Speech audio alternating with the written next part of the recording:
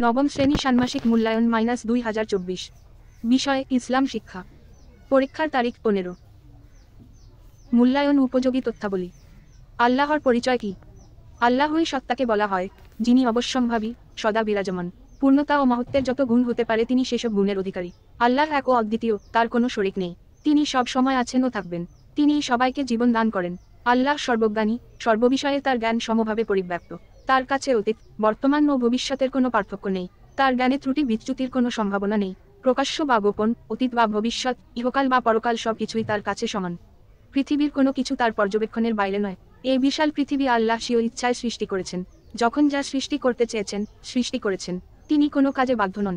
যত সৃষ্ট বস্তু রয়েছে এগুলোর গতি, প্রকৃতি, বৈশিষ্ট্য, অবস্থা সবকিছুই তার ইচ্ছায় নির্ধারিত হয়। আসমান, জমিন, আরশ, কুরসি, লৌহ কলম, জীবজন্তু, বৃক্ষতলা সবকিছুই আল্লাহর সৃষ্টি। দৃশ্য অদৃশ্য সবকিছুর স্রষ্টা তিনি। সৃষ্টি করার ক্ষেত্রে তার কোনো নমুনার প্রয়োজন হয় না। সমগ্র সৃষ্টজগৎ ধ্বংস করে তিনি পুনরায় সৃষ্টি করতে সক্ষম। তাওহীদের ধারণা দাও। তাওহীদ বলতে এক আল্লাহর ধারণাকে বোঝায়। তাওহীদ শব্দের অর্থ একত্ববাদ।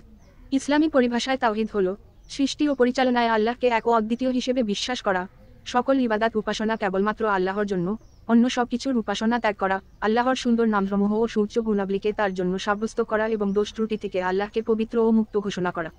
ইসলামে ঈমানের সর্বপ্রথম ও সর্বপ্রধান বিষয় হলো তাওহীদ। মুমিন বা মুসলিম হতে হলে একজন মানুষকে সর্বপ্রথম আল্লাহ তাআলার একত্ববাদে বিশ্বাস আনতে হবে। ইসলামের সকল শিক্ষা ও আদর্শ তাওহীদের উপর প্রতিষ্ঠিত।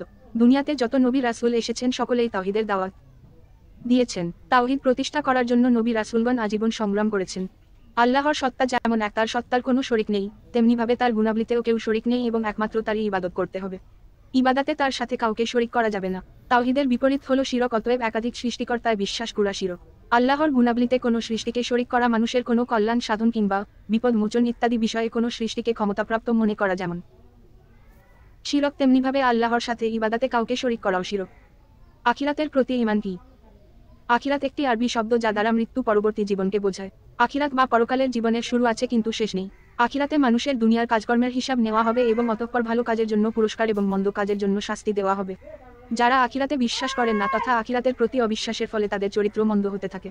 অনুরূপভাবে আখিরাতে বিশ্বাস মানুষকে উত্তম চরিত্রের অধিকারী করে, কারণ সে জানে যে মৃত্যুর পর পুনর্জীবিত হয়ে একদিন তাকে আল্লাহর সামনে তার প্রতিটি কাজের হিসেবে দিতে হবে এবং তার কর্মফল হিসেবে জান্নাত বা জাহান্নাম হবে তার শেষ ঠিকানা। অবশ্য আখিরাতে ঈমানের দাবি করলেই চরিত্র উত্তম হয়ে যায় না। আখিরাতের প্রতি সত্যিকার বিশ্বাসী উত্তম চরিত্র সৃষ্টিতে কার্যকর ভূমিকা রাখে। সর্বোপরি যেহেতু পৃথিবীর জীবন নিরর্থক ও উদ্দেশ্যহীনভাবে সৃষ্টি করা হয়নি, বরং এটি মানুষের জন্য কে কিরূপ কর্ম করে তার পরীক্ষাকাল, তাই আখিরাত একটি অনিবার্য বাস্তবতা। তাই মানুষের সমগ্র কর্মজীবনকে সঠিক পথে পরিচালিত করতে আখিরাতে বিশ্বাস করা অত্যাবশ্যক। নিফাক সম্পর্কে অনুচ্ছেদ লিখো। নিফাক অর্থ ভণ্ডামি, কপটতা, প্রতারণা, দ্বিমুখী নীতি ইত্যাদি। মুখে ঈমানকে স্বীকার এবং অন্তরে অবিশ্বাস করাকে নিফাক বলে। যে ব্যক্তি এরূপ করে তাকে বলা হয় মুনাফিক।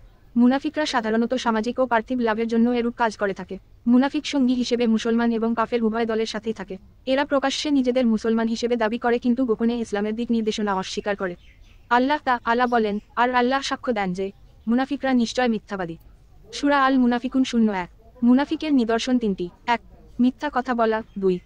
ওয়াদা ভঙ্গ করা। ৩.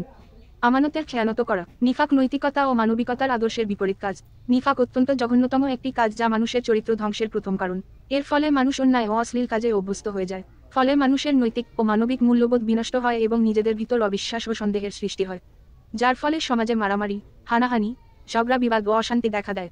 মুনাফিকরা বন্ধু বেশে মুসলমানদের বড় ক্ষতি করে থাকে। তবে এরা মানবজাতি এবং মুসলমানদের গোপন শত্রু হলেও আল্লাহ তাআলা এদের কঠিন হুঙ্কার দিয়েছেন, যার ফলে মুনাফিকরা দুনিয়ায় ঘৃণিত ও নিন্দিত হয়। আখিরাতেও তাদের জন্য নির্ধারিত রয়েছে কঠোর আযাব।